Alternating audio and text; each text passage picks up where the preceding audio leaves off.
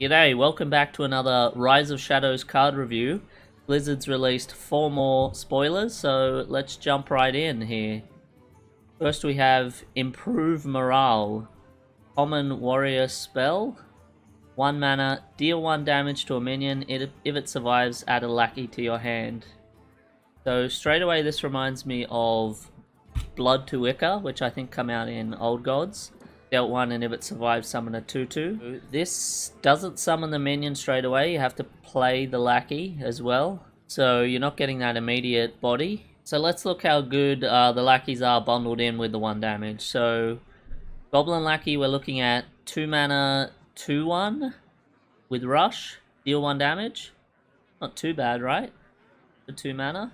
Next you have Witchy Lackey, 2 mana, 1/1, deal 1 damage, and transform a minion to make it cost 1 more.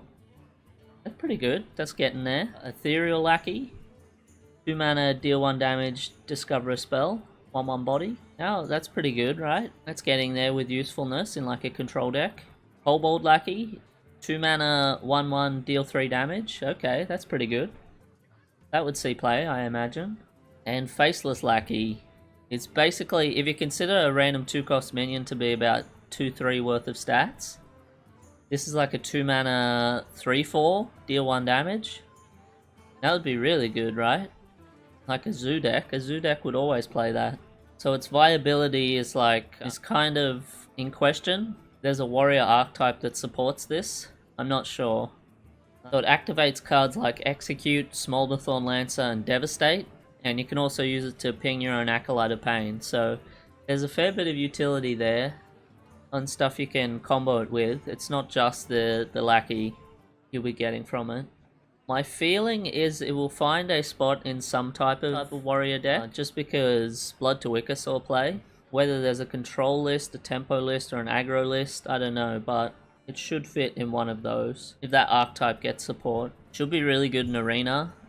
Solid stats to mana ratio, and it has a useful battle cry. So this should be really good in Arena. Also, Blizzard left out the word 2 between Lackey and Your. So if it survives, add a Lackey your hand. This is the quality we've come to expect from Blizzard. Something something small indie company. Okay, on to the next card. Rafaam Scheme. The last video I said Lazul Scheme was the worst scheme. Okay, I stand corrected. This card is now the worst scheme. This is the only scheme that has a cap. You can summon only a max of 7 imps, because you can only have 7 imps on the board. You'll probably need to summon at least 4 to 5 imps for it to be considered value. The 3 mana 4/4, 3 mana 5/5. But you don't really want to be holding a card for that long in Zoo. Like on turn 7, just to summon 7 1/1 imps, it's like, do you even want that in Zoo? Not really. And it's really easy to clear a board full of 1/1s in Constructed, so looks a bit dicey even for Zoo. It reminds me of Forbidden Ritual, which was an Old Gods card that cost 0 mana, spent all your mana, and summoned that many 1/1s. And that did see play, but that was because of cards like Darkshire Councilman, who gained more attack when you summon stuff, and things like Knife Juggler as well. And Ritual's a lot more flexible, so you could play it on any mana and still get a 1/1. You could weave it in a lot better, say compared to this.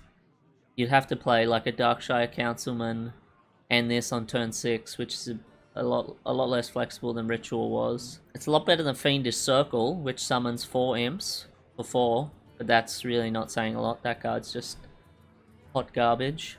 I don't see it really making a Zoo list with all the current cards shown. But if they print more synergy for demons, like give your demons plus attack, or I don't know, transform your demons into random ones, or something like that.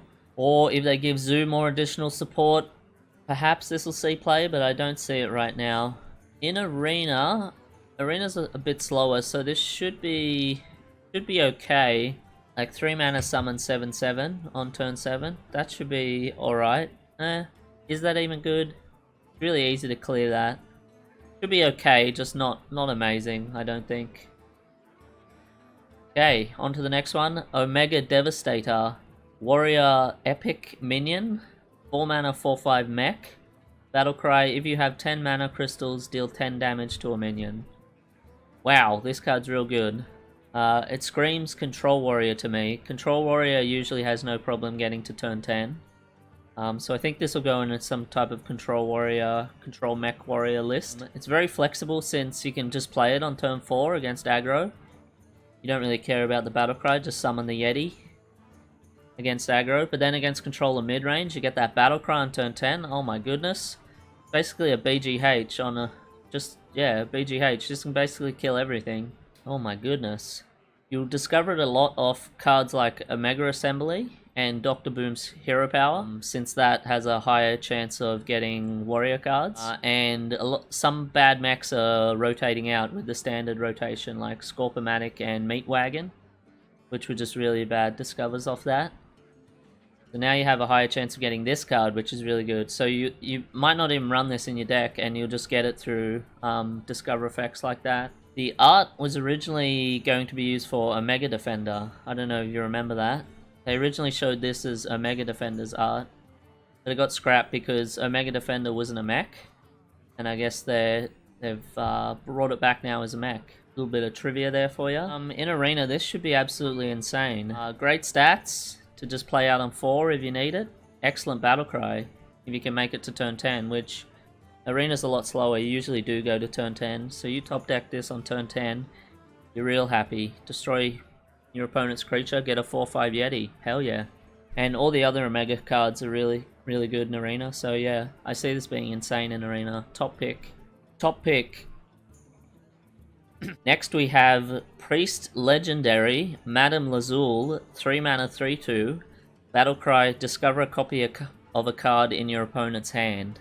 So first off, this has really awesome flavor. So she's a fortune teller who reads your opponent's hand or palm and shows you what's in there and gives you one of those cards, tells the future. So from a flavor perspective, spot on, Blizzard. It's kind of what happens when you merge Chameleos and Draconoid Operative. You get this card. Draconoid Operative was super insane, so I consider this card pretty good. It has a similar effect. It's not as well statted, but it's still pretty aggressively statted, so I think this is pretty good. It's basically a 3 mana 3/2 draw a card and get information on your opponent's hand, which is pretty good, I imagine, in a control priest list. It's fine to play out against aggro on turn 3, fight for the board, probably discover a small minion, which you can use on the following turn to fight for the board as well. Should be great against control and mid-range, where you want the card advantage. We'll probably see play if there's a flex spot in the priest list. It doesn't seem like a all-powerful build-around, but just a solid overall card.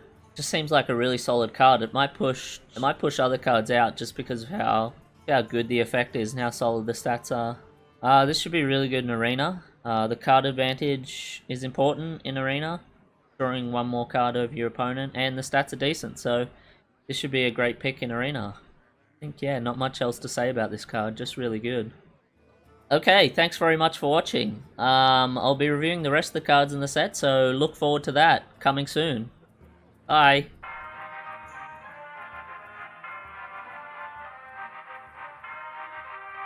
Hold this for about 20 seconds.